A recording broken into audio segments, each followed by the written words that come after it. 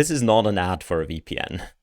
The interview that I'm about to show you is a little bit older, but I've never found a good way to publish it because I wanted to do something with a VPN. I wanted to get the VPN sides on this and I never could, and it just kind of laid on the back burner. So I'm really sorry for that, but I still wanted to get it out because I think the research is pretty cool. The people I'm talking today are researching how VPNs advertise themselves and then how they behave, and essentially anything around that. VPNs are trying really hard to portray themselves as sort of purveyors of security and so on, but they'll use language in their ads that kind of makes it seem like they do more than they really do. So the researchers today care about what do these ads of the VPNs say, what do they claim, how do they communicate that, which ones are maybe more accurate, which ones are maybe less accurate, and so on. So it's not directly machine learning related, but I still found it very interesting, so it's on this channel here. And yeah, I hope you enjoy this conversation about communication and advertisement in the VPN industry. Hello there. Today we're going to talk about a little bit of a special thing, which has nothing to do with machine learning. But I'm not all about machine learning. I'm also, if you have noticed, a YouTuber. And a prevalent thing in the last few years among YouTubers was VPN ads that the YouTuber themselves would advertise during the videos, like a sponsored spot. Ironically, I had recently been contacted myself by a VPN company, and at the same time, I've seen this paper by the security researchers who are investigating these ads. Specifically, their question is, how do the influencer ads modify or influence people's perception of security and people's mental models of how internet security works, how VPNs work, whether or not they're necessary, what they do? Because if users have a skewed model of security, they could end up doing very insecure things because they, for example, think the VPN protects them from something that it doesn't. So today we're going to look at the world of VPN companies and how they advertise through influencers on YouTube. The authors that I have on the interview did a great job collecting a big data set, labeling the data set, and then analyzing the data carefully to show what's going on in this space. There's no paper explanation by me, but because we discuss the facets of the paper during the interview. I hope you enjoy this content, even though it is a little bit out of the box, and I hope this enlightens you a little bit as to what's going on. If you have comments, please leave them down below. Leave a like if you like content like this, and I'll see you around.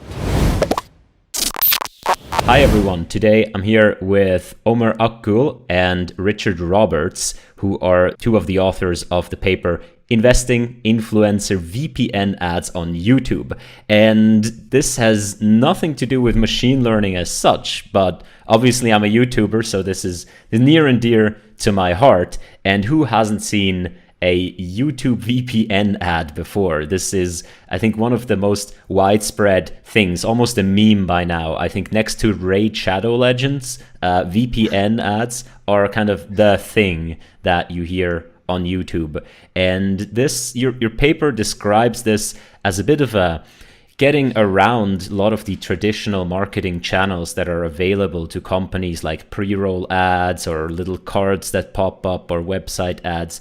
And this is an interesting area, and you do a detailed look at this space and just show also that a lot of these companies, they kind of overclaim, overpromise sometimes, and this can hurt whatever people's mental models of security is. And I found that to be very interesting and really cool that someone looks at this space. Now, to be said, probably releasing this video will squash my chances of ever getting a VPN company to sponsor me, but you know, that's fine. Thank you to all the other sponsors so far. Yeah, Omer and Richard, welcome to the channel, and thanks for being here. Hello, thanks for having us. Yeah, it's great to be here.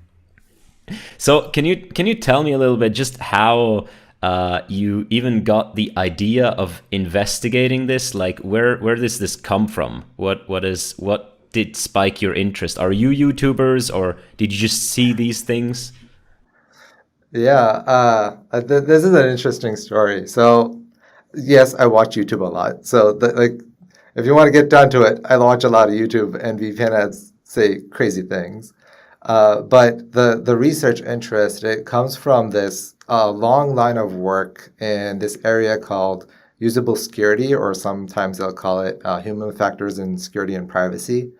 Essentially, I think 20 years back, researchers, not necessarily researchers, but security people sat down and realized that it doesn't matter how secure you make your system, if the user is not using it or using it correctly, it's not making anyone secure, right? So then they started looking into, okay, how are people using these tools? What do they understand of it? And encrypted email was the first shot at it, and it turned out no one knew how to use it, and they were all using it wrong.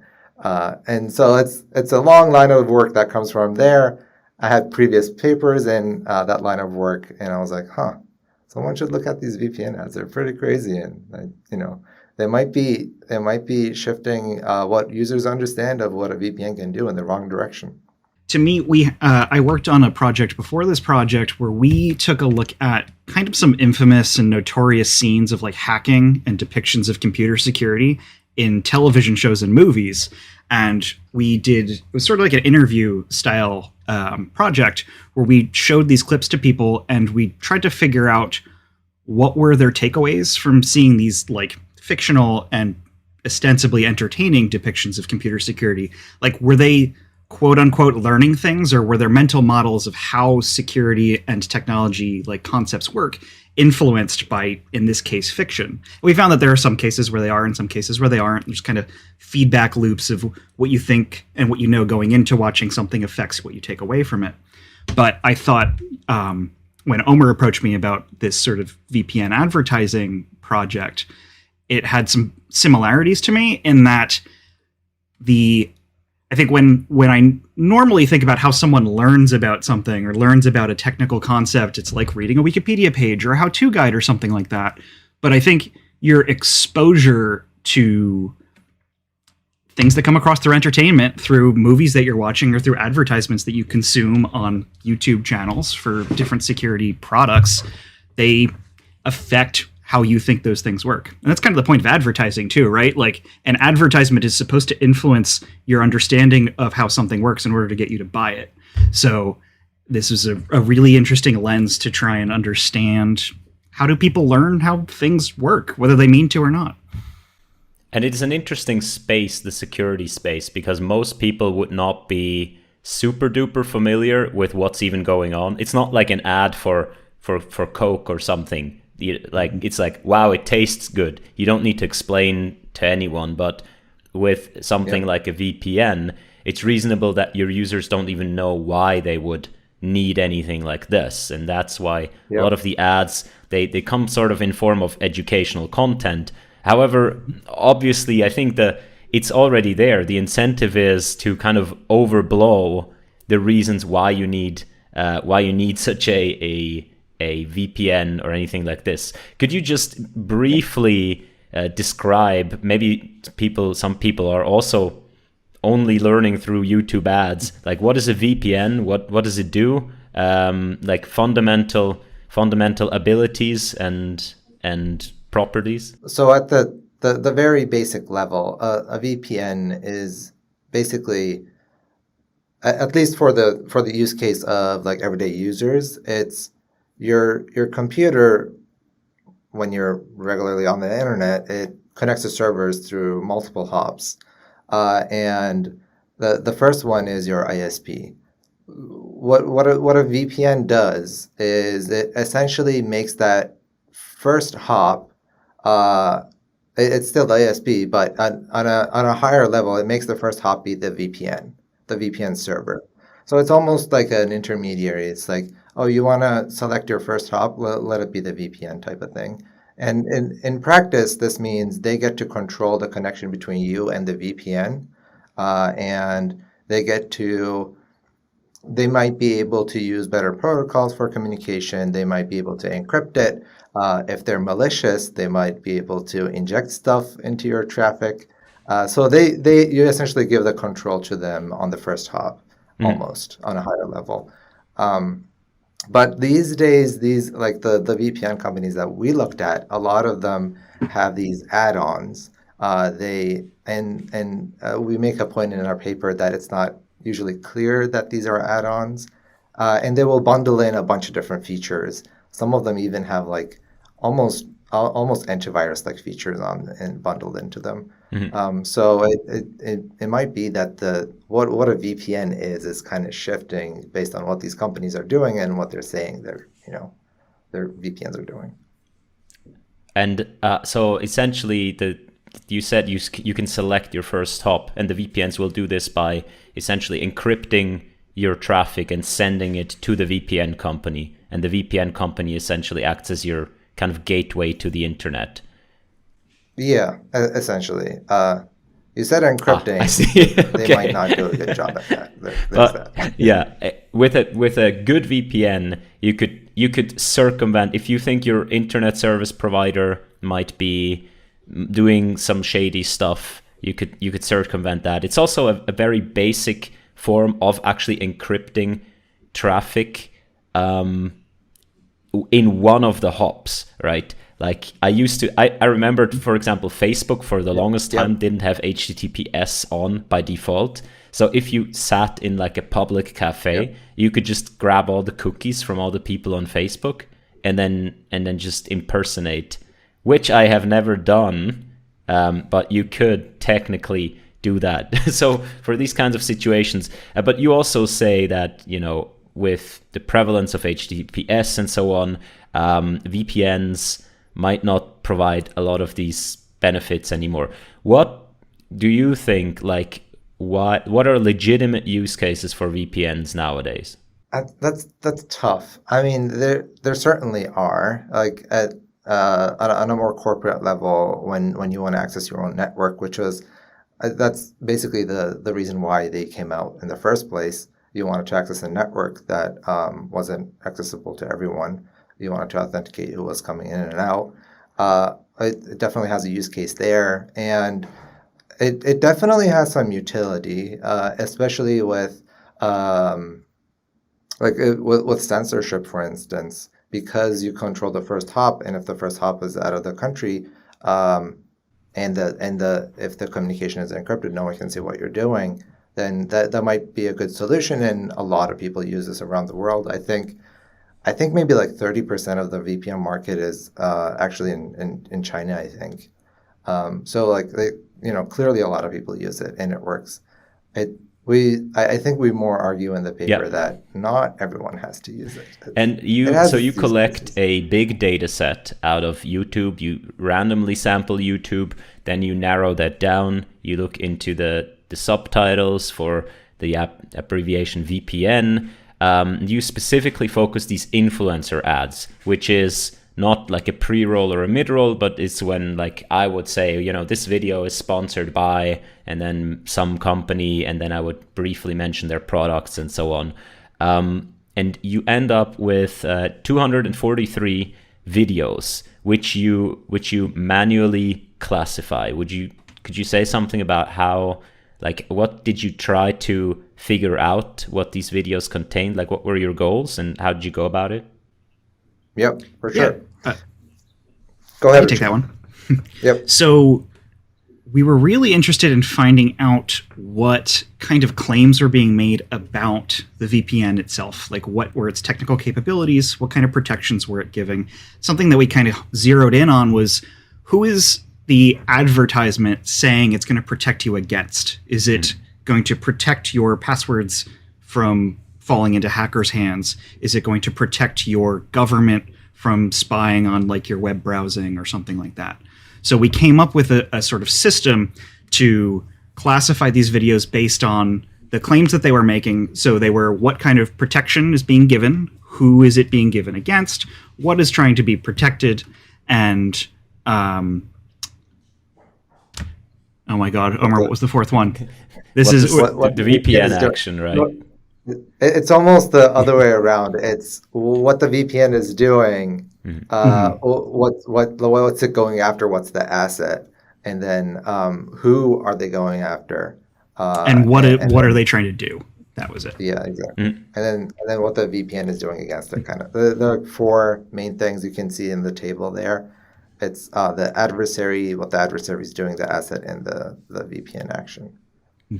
So And you classify all of these claims, and it gives results to some nice. I think the large part of your paper is just analyzing the data, and this gives rise to some nice statistics. For example, you can say something about where these ads are. They tend to obviously advertise on videos that have like high number of likes. They search those. They advertise largely in gaming, society, technology, television, politics, and not so much in vehicle, in performing arts. Music is not one of their business. Do you see consistent themes? Which type of users VPN ads target? So that was one of our main questions when we started looking at this. We're like, okay, do they target a specific audience, or are they just like all over the place? And I think the takeaway more from that table, that figure 2, is that they're all over YouTube. Like I saw a lot of ads, but then I assumed that I like to watch technical stuff. I like to watch all those like popular science channels and all that. And maybe that's why I'm getting all of them, right? But it turns out after we did this scrape, which was, we tried to sample YouTube uniformly. So ideally we got every piece of YouTube, depending on its popularity. And if you look at that table, like you see a lot of lifestyle, and that's so these are YouTube's labels. If you query their APIs, this is what they will give you. And I think lifestyle is mostly vlogs. Like it's, oh, look at me getting on a plane and going to Paris or something, you know? It's, even audiences that are into that stuff are getting pushed, VPN ads. We even saw them on beauty channels, like makeup tutorial channels and all that. So they're all over YouTube. They're not just focused on tech or anything like that. It's crazy because you'd think they would sort of go after a particular niche or anything, but it's really whoever they can sell their claims to, and their claims is what I found interesting. You have this nice diagram here where it's adversary. What does the adversary want to do? What's the thing they want to like attack or descend? And it's really all over the place, right? I was surprised to see this figure because you can find like almost any claim between like the combinatorial product of these things. Could you maybe guide us a little bit through kind of the main claims that are being made? Like what are the most common ones? What are the most sensible ones? And what are the most outrageous ones that you found? Yeah, I can talk about this table a little bit, and then Richie, maybe you want to go into more detail. So this figure here is, we talked about how we labeled this data, and we did it to essentially distill these relationships out of it. And this is who the attacker is, what they're doing, and what they're going after. So if you look at a couple of them, you can see that the ISP, which is again the first connection that you're going to, the first hop you have, is mostly, you can see that it kind of goes to surveillance and disseminate your internet activity history. So they're surveilling you, they're gathering it, and then they're sharing it. So they're selling it and stuff like that. So that's what we found out, which is what you would expect from an ISP. But these are what essentially YouTube is pushing to people. This is like, this is what they're doing, and you should be aware of it. Or like the hacker or vague adversary one, which are a hacker. No one knows what a hacker is. It's just this vague term that you should be scared of, is how it's portrayed. And it's this guy from Password Swordfish, right? With the cubes, like. Yeah, there you go. Exactly. And vague adversary, that's when people say like people, like or something like this, right? People can see your passwords. Okay. That stuff, or like the big bad men, or YouTubers can be colorful. And so you can see that they usually forcefully take that has like multiple subcategories. It includes stuff like stealing or like grabbing, and they're usually going after your financial assets and your sensitive stuff like credentials and device sensors, your camera, or microphone, etc. Which is, I'm sure there's a little bit of threat out there. It's definitely not as big as these guys are painting it. Mhm. One of the really interesting things that I found when going through this process was that you oftentimes saw the types of claims being made kind of related to the channel type that you were taking a look at, like the previous graph that we were taking a look at, where we found a lot of entertainment focused channels or these like personal lifestyle channels. A lot of the things that they were pitching a VPN can do for you were unblocking like geo-locked content on Netflix or another like content kind of network, or YouTube or something like that, and less focused on some of the security aspects, whereas some of these more political and sometimes almost conspiratorial channels would pitch the adversary they would talk about wouldn't be a sort of generic hacker, generic bad guy, but they'd be talking about a government or government entity who is trying to surveil you or listen to your microphone and camera, and some claims like that.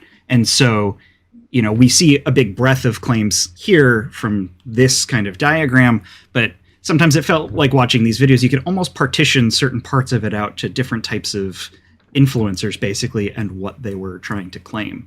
And I think that goes back to one of the really interesting things about this sort of VPN company influencer dynamic is that by having an influencer advertise your product, they can pitch the product to their audience because they know their audience. They know the kind of things that their audience wants and listens to and stuff like that better than the company itself could. But that's also becomes an extra hop that these claims have to go through. So what happens if a VPN and someone's trying to pitch a VPN in an advertisement, but they don't necessarily know how a VPN works? That's another spot that I guess improper takeaways could kind of flow down to the viewer, and people end up learning things that could ultimately be harmful or sometimes helpful. If the influencer does have a good idea of how a VPN functions and what it can do, then they're in a great spot to almost educate their users about why this is kind of a good thing. So it's a double-edged sword in that way. Mm-hmm. So yeah, for sure. So what would be good examples of influencer marketing, like, correct claims but still sort of pro VPN? Have you seen many of those, or are they rare? There were definitely a couple instances where there were, and these were from tech channels. I think Linus Tech Tips has one that was pretty good, pretty spot on. They were very careful with their words. They didn't overclaim. We saw a lot of, generally, I think this was like the most common thing we saw. It was like, a VPN is going to give you privacy and security. Very like high level vague things like that, which, and it's advertisement language. They were very clear with what a VPN could do, what it could give you, what it couldn't give you.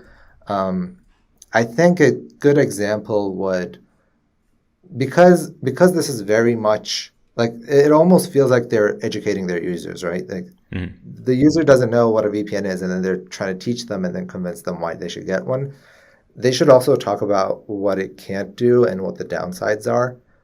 VPNs, when you give them all your, essentially like a decent amount of power over your connection, they can do a lot of shady stuff with it. And there's a lot of prior work looking at it and seeing that, one, that they do shady stuff. Like they will, especially the free ones, you should be really scared of the free ones.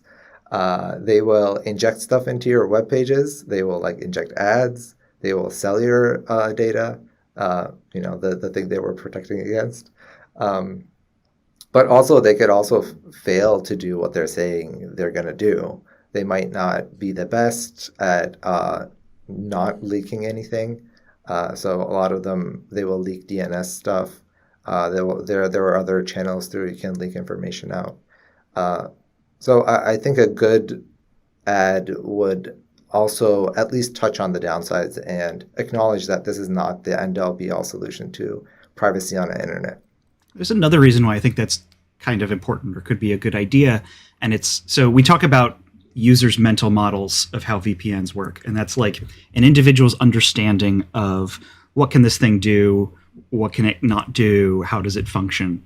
And so say someone is watching a YouTube video and it's an influencer that they trust, and they see an advertisement for a totally legitimate VPN. Maybe the ad is a little vague. It's sort of just saying you're going to stay like protected and private and secure without going into too many details.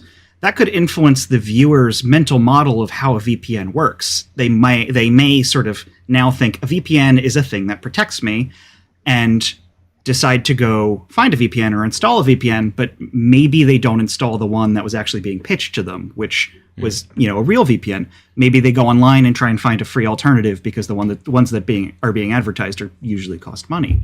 And so now you've sort of embedded this idea that a VPN is a good thing to use, but sort of didn't accurately describe what the VPN is sort of doing in a way that the viewer could now be putting themselves into a more dangerous position by trying to seek a free alternative for the thing they think they want, which, like Omer said, can get down to some really shady and malicious stuff. To be fair, it's not easy to advertise and educate at the same time, especially if your audience is not tech literate. To give them a clear understanding of, because it is difficult, right? It's users. I don't think most people even know how a website loads or anything like this, right? And then to tell them, look, there are these hops and so on. Can you? Yeah, I found this one thing that you have in here of a claim. One YouTuber: I promise, if you go ahead and give NordVPN a try, you won't ever have to worry about anything on the internet again. You wanna see how they say it? Click on 113. Let's go to the video. Let's watch it. I'm gonna splice that in right here. It's really funny. That's when I present this work, and I did it like in a couple of small places. That's the one I run. I promise, if you go ahead and give NordVPN a try, you won't ever have to worry about anything on the internet again. You'll be safe. One of my friends actually uses NordVPN, and it's made his internet experience way better. He doesn't have to worry about anything, and he can do what he wants. After we all watch some Fortnite scammers get exposed in this video, download NordVPN from the link in the description. Excellent. When I was looking for some YouTube... Yeah, it gets me every time. It's so funny. I mean, this is the Could you? I mean, this is demonstrably wrong. And again, we're not saying that the VPN companies. Do you know how the communication works between these companies and the influencers? Like, how much instructions do they give? How much checking do they do if the ad isn't is fine or not? Do you have any insight into that? Yeah. I'm gonna comment a little bit more on that previous video, and then I'm gonna hand off the question to Richie.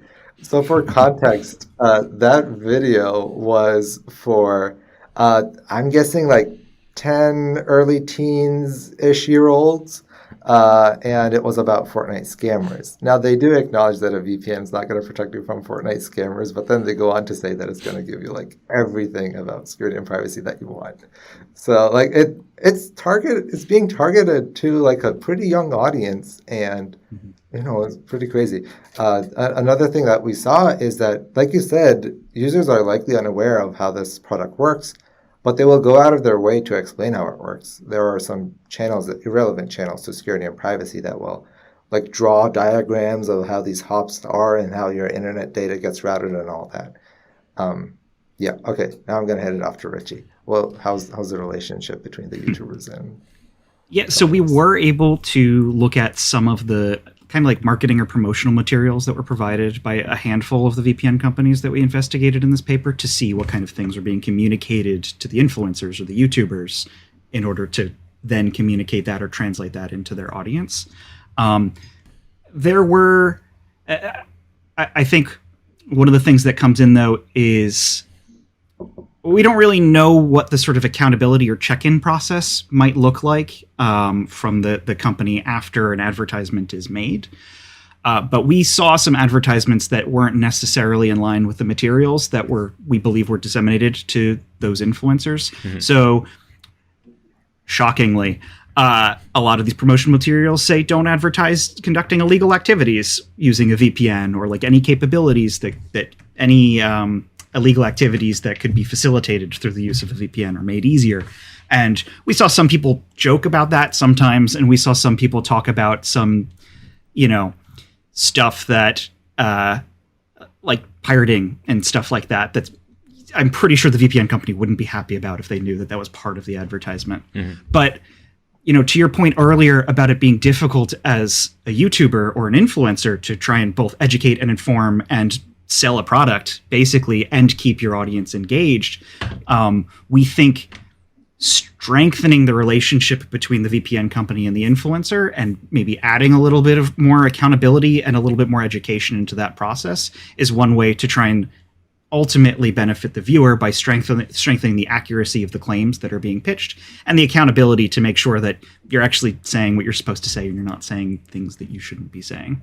So I think that link is one of the places that can be improved, but once we improve it, could actually result in some real good from this kind of ecosystem. And to add to Richie's point, we have some anecdotal evidence that the VPN company will actually review the ad, because in some instances it almost felt like they don't even look at it. It's so outrageous claims, and even making fun of like the VPN company themselves. There were a couple of videos that actually showed their communication with the VPN company. They're like, oh, look, they like the ad, so I'm going to publish it. So there is definitely some back and forth. I think there just has to be a bit more like a technical look at it, rather than just is this a good ad? Will this get us more sales? Mm-hmm. That type of thing. What are like, apart from you won't ever have to worry about anything on the internet again, what are kind of the most wrong claims you found out there? Like maybe the most common wrong claims, but also the most like absurd ones. Maybe you can give some examples. Yeah.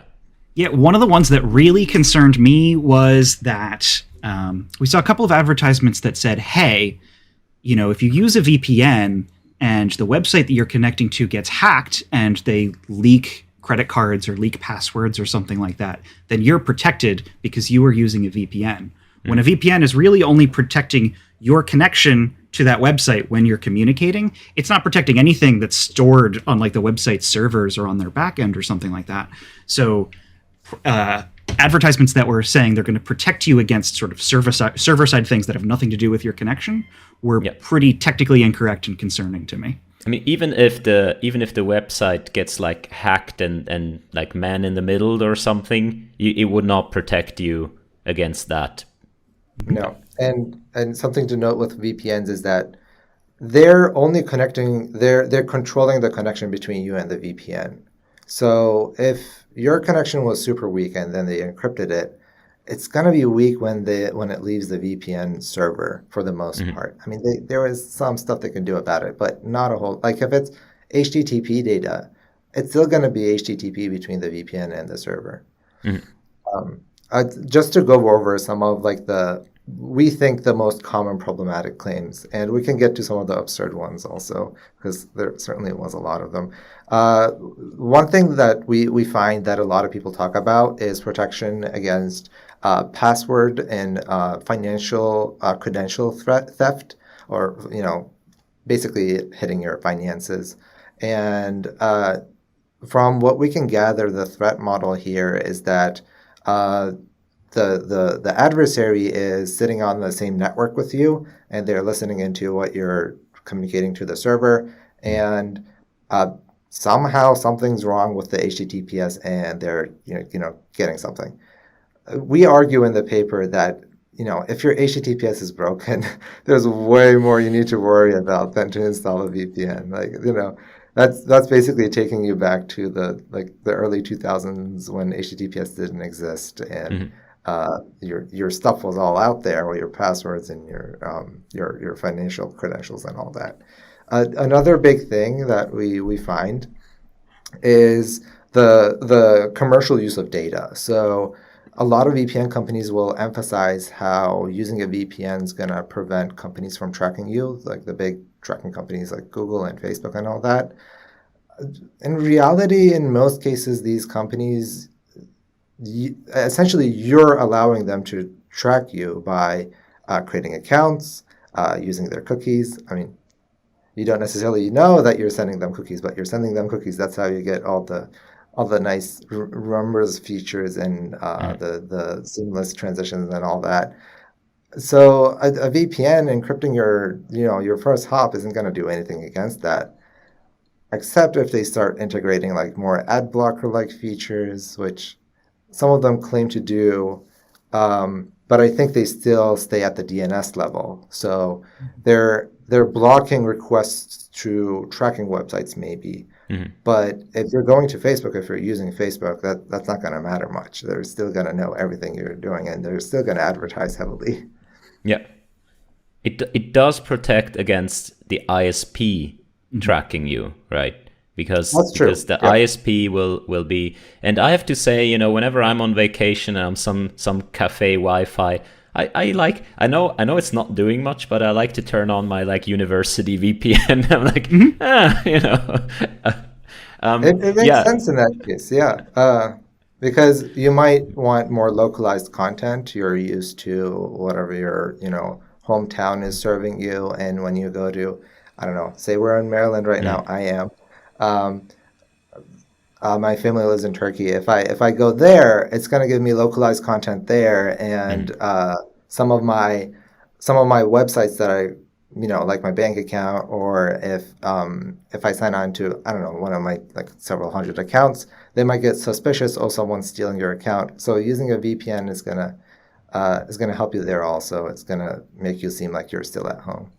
That is a claim that a lot of these influencer ads make, right? You mentioned it before, accessing geo-localized content. Like you can watch Netflix in some other country, which is probably against the terms of service of Netflix. But is this particular claim, is this largely a true claim, or do you also have concerns with these claims? Yeah, no. For the most part, I think that's right. It works. Technically, it's sound. And interestingly, I think there's an arms race going on. Like you said, Netflix doesn't want people from other countries accessing the US library. And well, VPN companies make money off of that. So there's an arms race of, streaming services trying to detect VPNs and VPNs trying to circumvent that. It's kind of like a cat and mouse game going on there. We even saw that a couple of VPN companies, I think this is down in the paper, it's at, let's see, figure 7, I think page 11. You can see what different VPN companies advertise, and accessing content, accessing content. That's the purple one. You can see it's 0 for Tunnel Bear, and then it's also 0 for Virtual Shield. It turns out that Tunnel Bear, I think, I looked at some news articles. I don't know this. I didn't measure this technically. But Tunnel Bear back in the day did advertise that they could, you could circumvent region blocking. But then I guess I don't know, maybe they gave up. Maybe Netflix was better at, detecting them or something. And they don't advertise it anymore. They don't, because they can't do it. Same goes with Virtual Shield, which is, Virtual Shield is kind of a, if you wanted me to pick out like which one is the craziest VPN, it's Virtual Shield with their ads. And I think here you can see, because we said before they're all over the place, but here in these figures you clearly differentiate that some really are, let's say, universal. For example, I don't know, looking at Express or Nord, Surfshark a little bit, where they advertise seems to be rather distributed. Also, the claims they make seem to be rather distributed, but some are really targeted, like Virtual Shield being society, politics. You mentioned conspiracy theory stuff before. And well, I guess it doesn't surprise that those are the ones that tend to be the more crazy. No, the yeah. ones where the influencers make the most crazy claims. Yeah. So especially with Virtual Shield, uh, they, as far as we can tell, they only advertise on far right content that still exists on YouTube and conspiratorial stuff. And the advertisements pretty much mirror that. They're always like, oh, the government's coming after you, the government, all the hackers are getting your microphones and all that. They definitely have the craziest claims. There's also a lot of emotional appeals being made too, especially in those videos and some other videos too, where they're not just saying protect your computer, protect your files, protect your internet connection. They're saying protect your family, or like protect your livelihood, protect yourself, like as a person, or your privacy or your identity, less technical, more kind of nebulous concepts. Yeah. Which it's a marketing tactic. There was one ad that claimed using Virtual Shield was patriotic, like it was your duty to use it. As an American, this was an American channel. You had to use Virtual Shield to be patriotic and not be hacked by Russia and Iran. That it makes sense. I mean, who wants to be hacked by Russia and Iran? Yeah. Do you have more? Do you have? You said before we could get to absurd claims. You have any salient examples that you'd like to mention of like claims that are really out there that we can say are demonstrably wrong? I don't know if this is demonstrably wrong because I don't know what it means, but there's one YouTuber. Do you want me to name them because they're kind of toxic? You up to. I have no fear of. Okay. So this guy, I'll just refer them by the first name, Gary. They upload like 10 videos a day on YouTube. They're short, like political, analysis type stuff, right wing. He says that with Virtual Shield, you can digitally shred your files with military-grade encryption. I have no idea what that means. I have no clue. Okay. Generally speaking, military grade encryption tends to be like a much lower bar. Like military grade sounds like a higher bar, but it's actually a much lower bar because so not generally something that gets used to advertise a product in that way. But I don't really know what it means to shred a file with encryption either. Military grade, like the term military grade, used to be thrown around a lot in regards to encryption, and it doesn't really have a definition. Mm-hmm. It's just, like the military uses it, it must be really strong or something along those lines. Mm-hmm. And VPN companies used to use this a lot, but when we started measuring VPN companies, I think they toned it down quite a bit. Yeah. And you did find some evolution over time. So this is the last figure that we haven't looked at so far, even though the sort of like volume of VPN ads clearly going up, as we can see on the left. Or maybe is this an artifact of data collection, or is it really the case that the volume is going up?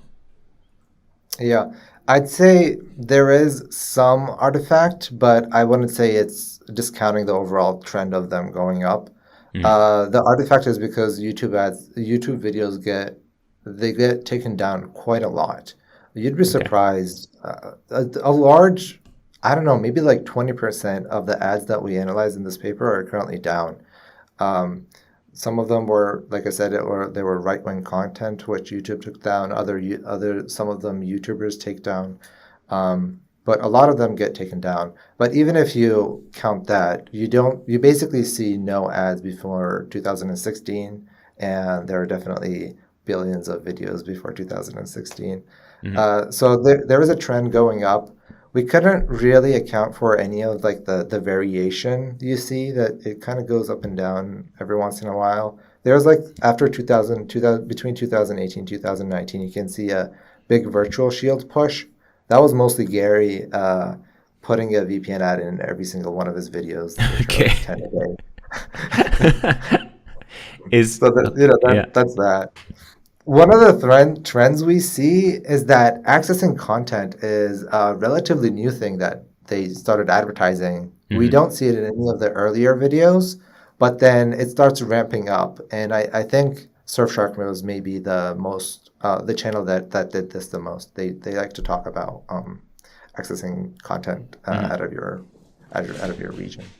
And interestingly, the overpromise category here on the right is kind of going down. Is that is that just me imagining things on the graph, or is this something that's really happening? Could these companies be more careful with what they promise, or?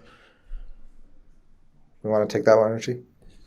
I think it's not totally clear at this point. It could both be that companies are tapering that off. It could also be that certain companies are getting better or more influencers or more advertisements, and so the like raw number or fraction of videos at any given time that contain those false claims is getting lower because there's a lot more videos with less negative stuff. But going back to the sort of the fragmented populations that we have watching these videos, even if it was the case that the number of videos with outrageous claims is going down, it might be the case that for a certain population or a certain group of viewers that have something in common, those claims are going up or getting worse.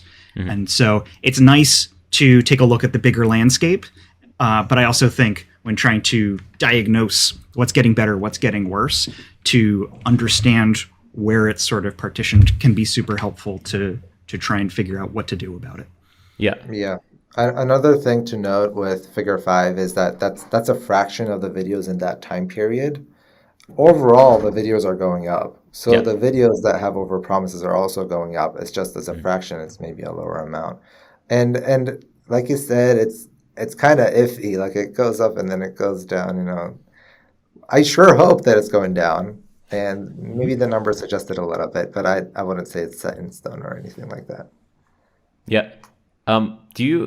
Now, I'm a bit amazed by just the bigger picture of this, given that most people don't, let's say, don't need a VPN. Maybe the geo-localized content, maybe that's an actual use case, but let's say just for your security, it is not like the first thing that comes to mind. And yet these companies, they seem to push, right, with some. And the prices on these VPNs aren't big. Like they don't cost much in, you know, absolute numbers, and yet still they market the hell out of this thing. Do you have any insights? Like why is it coming now? Like what's behind all of this? Why do people decide, yes, this semi-useless product is the one that, you know, we are going to market on a broad scale, and then 6 other companies go, oh yes, that's exactly the thing, that's where the money is. Like why this? Why VPNs? And why now, right?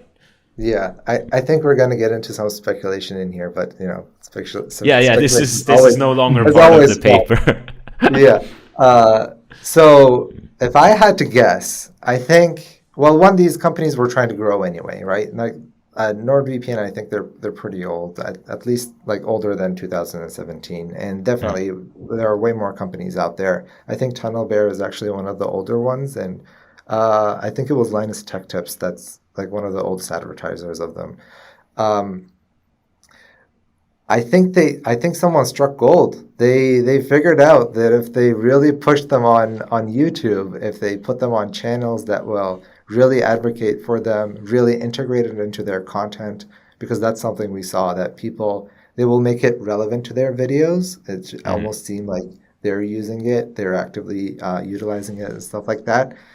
They saw that again, speculation, probably they saw their sales going up like crazy. And then people saw gold, and everyone, you know, like in the California gold rush, everyone migrated to VPNs and started selling VPNs on YouTube is what I'm guessing.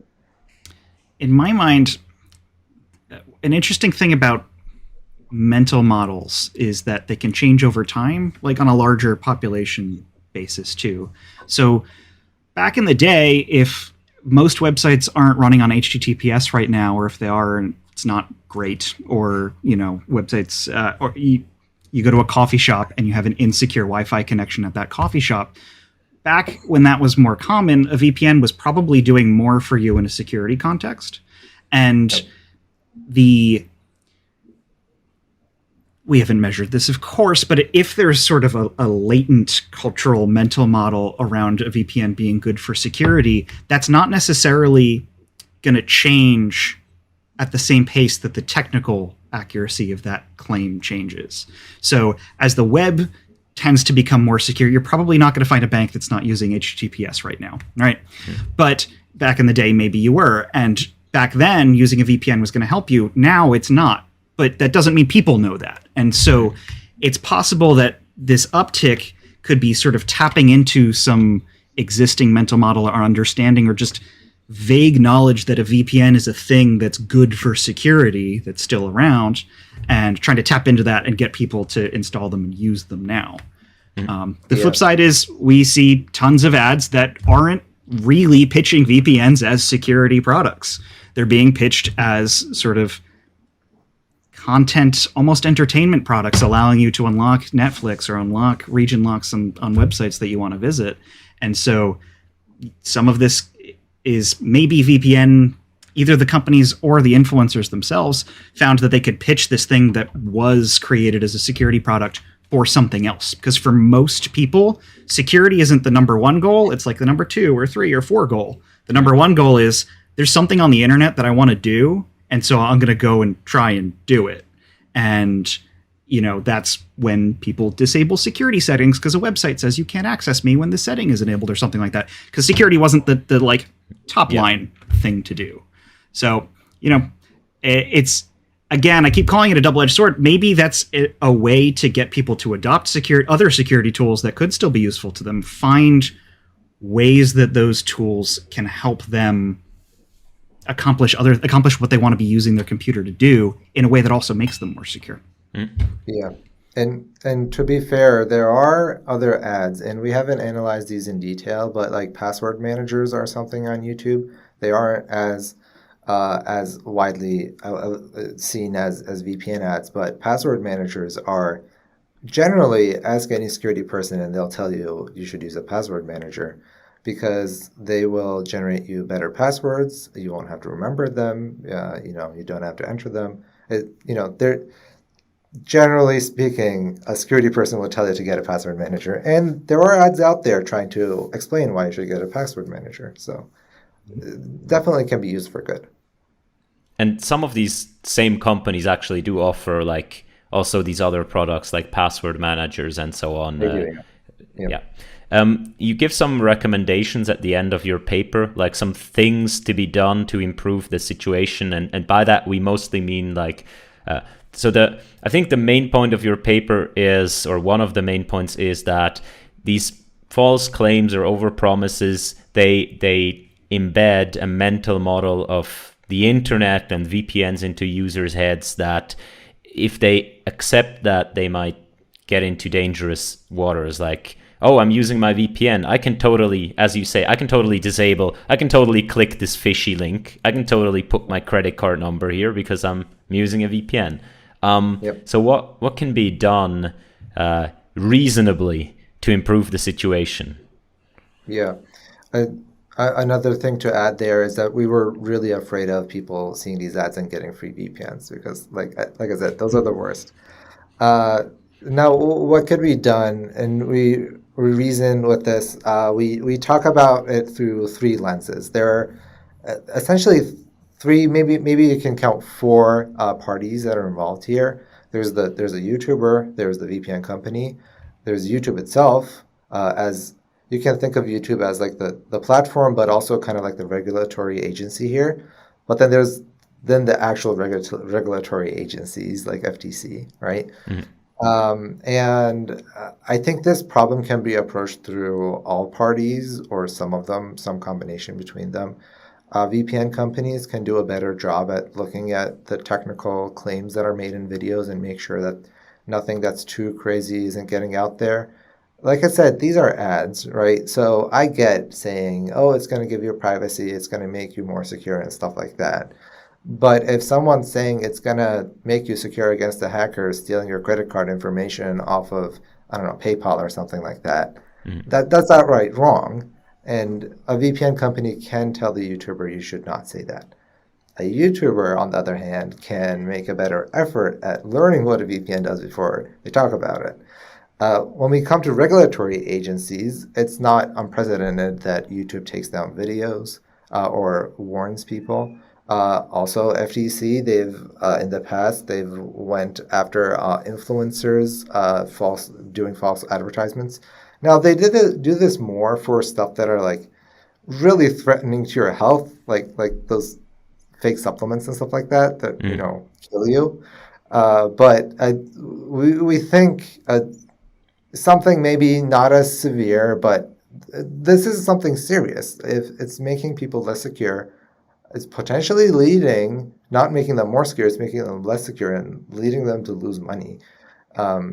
So we think that it could be approached through multiple different avenues. An interesting just side point that you mentioned in your paper, that these ads need to be disclosed according to the FTC, disclosed in audio and visually, which I didn't know, which means that I was like nodding, because obviously I have the company logo and but it never says like sponsored by. I was in violation of FTC all this time, so thank you. Your paper made me aware of that. Is there anything you wanna get out there to people? Maybe advice, or if people want to look or get into this type of research themselves, like what's a good place to start? What can be looked at? What are questions that are still open? Anything you'd like to share? Yep, definitely. So we have follow-on work to this stuff because we kind of view this work as not complete, completely complete. It's a good piece of work by itself. It's pretty thorough, but we also want to measure how humans are actually being impacted, not just characterizing the VPN ads. So we've got some stuff going on there. So stay tuned to follow-on work. But if you want to get involved in this type of research, it's usually it are universities, graduate school, pretty safe bet. Professors that work on this stuff, there are lots of great ones. Our lab is pretty great. Security and so at Maryland, we got MC2, which is like the security group. It's between a bunch of different professors. But we also have our Human Factors and Security Lab, SB2, which my advisor, Michelle, is leading. So, if you want to apply to our lab, or if you just want to reach out, you got ideas to collaborate, I'm down. We'll see if we can make some time and make something work. It's pretty approachable, I think, this type of research, Human Factors and Security. Cool. Excellent. Well, Richard and Omer, thank you very much for being here. I learned a lot just reading these papers, and now from you. I hope this helps someone on the internet. I hope to see you soon again. Thanks a lot. Yeah. It was really fun. Thank you.